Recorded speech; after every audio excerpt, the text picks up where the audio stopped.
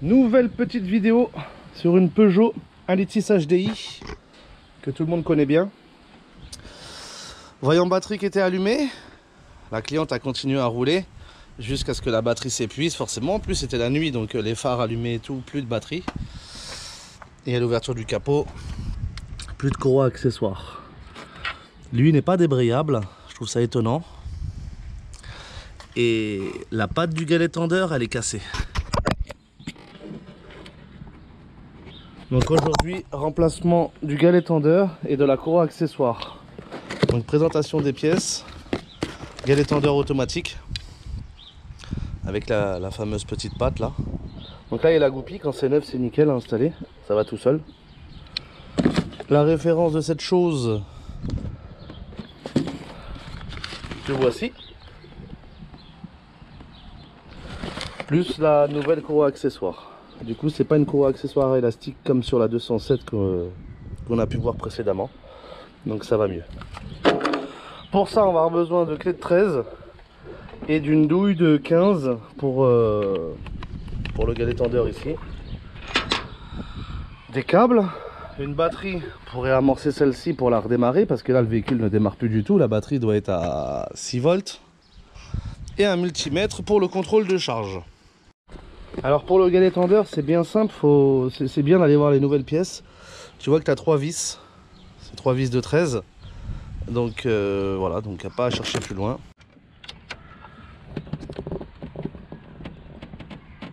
Oh la vache!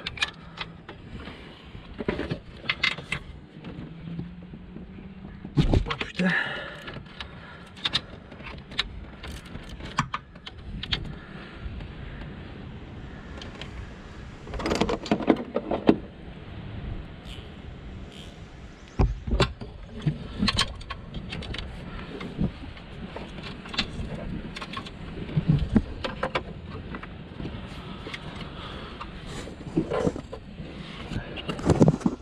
Sorry.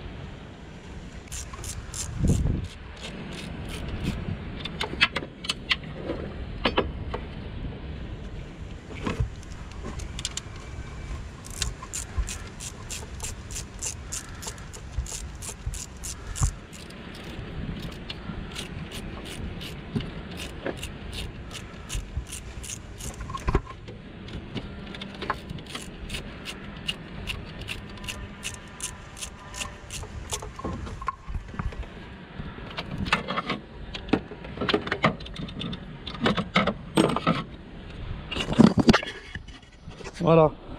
Et en fait, le roulement est encore bon, hein, mais la pâte est baisée là.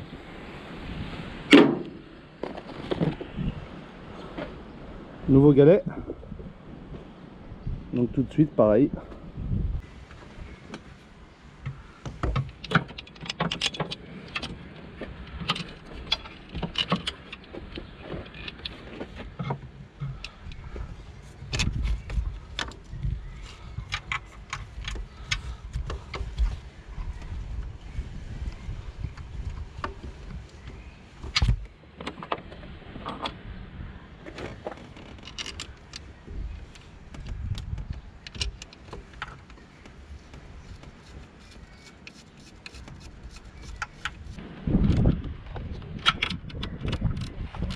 Ce cliquet rotatif, c'est de la frappe. Hein. C'est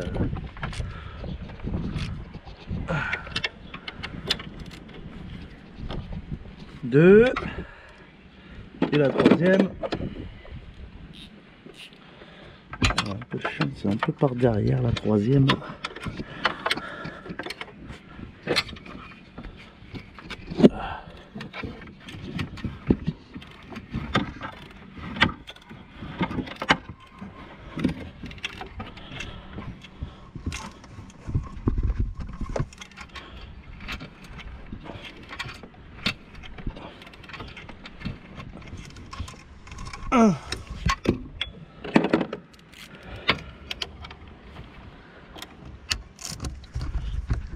2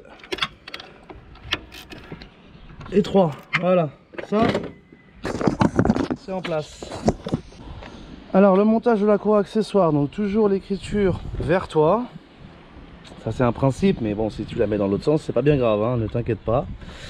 Donc on va faire poulie d'ampère, compresseur de clim, alternateur, et on revient sur le galet tendeur.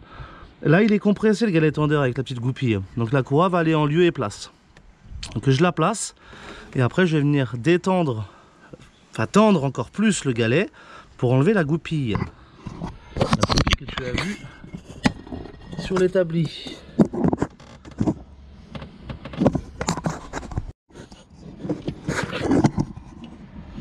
Alors pour te montrer ça, ça va être encore un bon schmilblick. Donc là, on va aller choper la dampère. Tu veux être plus à l'aise, tu peux démonter ta roue, ton pare-boue et tout le bordel, hein, mais je préfère m'enquiquiner la vie et faire le moins de dépontage possible. Donc là maintenant il faut descendre au compresseur. Voilà, ça passe au poil, hein. On est parti de la dampère du coup. Voilà. Il veut pas aller sur le compresseur. S'il veut, c'est bon. Allez, passe sur la dampère. C'est quoi qui gêne là? Oui, il y a le capteur PMH qui est... Voilà. Sur la rainure. Et là, normalement, ça passe. Normalement, ça passe au poil. C'est beau quand c'est neuf, hein. Encore une dent d'alternateur là. Voilà. Compresseur de clim, c'est bon. Et la dampère. Oui, j'arrive. Voilà. Tout est en place. Maintenant que ta courroie est en place, des fois il faut faire attention parce que tu peux avoir la poulie d'ampère qui a une rainure de plus. Et qu'à savoir si tu la mets en intérieur ou en extérieur. Là, il n'y a pas de rainure de plus. Tout tombe pile poil comme l'alternateur, tu vois. C'est du 6 pk. D'ailleurs, c'est quand tu as une 5 pk que tu peux avoir un réglage. Mais là, du coup, l'alternateur, le compresseur, tout est bon. Maintenant, on va venir tendre plus le galet tendeur pour enlever la goupille. Putain, ce soleil, je vais pas m'en plaindre, mais il fait un espèce de beau jour.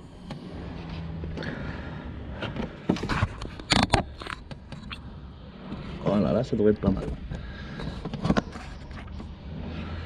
Donc tu prends ta douille longue de 15 que tu viens insérer ici au maximum. Et maintenant tu viens tirer vers toi légèrement et tu viens enlever cette goupille. Voilà, et là tu relâches gentiment ta douille de 15 et tac. Là, le nouveau galet vient de se reposer gentiment sur la courroie accessoire et tendre tout le schmilblick. À partir de là, on va venir contrôler notre batterie, on va voir ce qu'elle dit. Mais bon, déjà hier elle démarrait pas, donc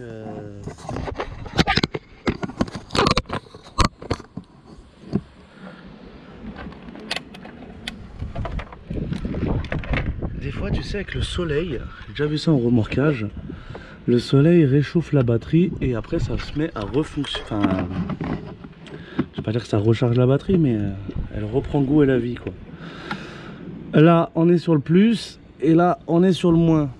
Là, tu vois, on est à 12 quand même, hein. Ouais, on n'essaierait pas le démarrage comme ça, direct, accru.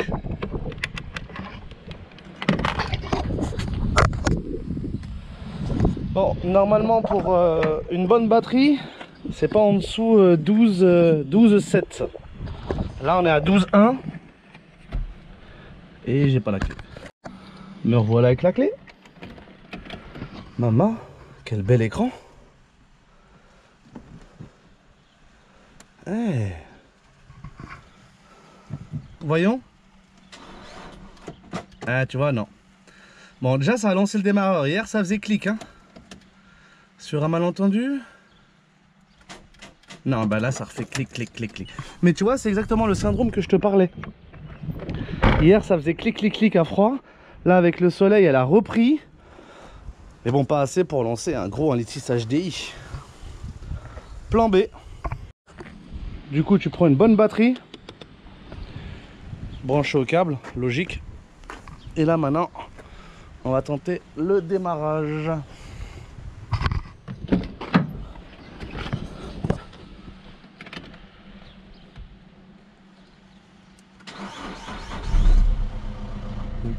C'est beaucoup mieux.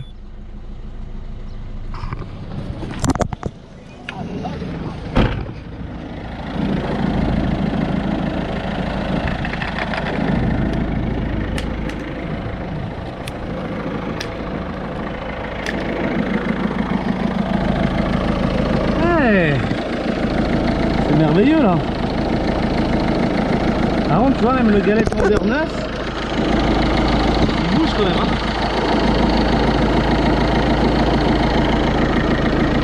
Ça travaille, hein.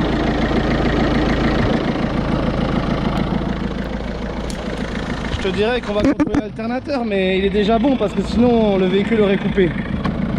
On va quand même le tester.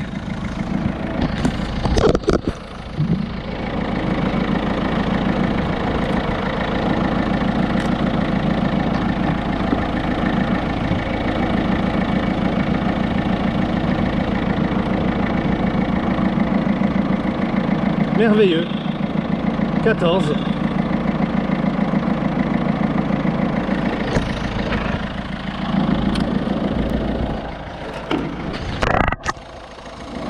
Maintenant tu laisses tourner la voiture une bonne demi-heure.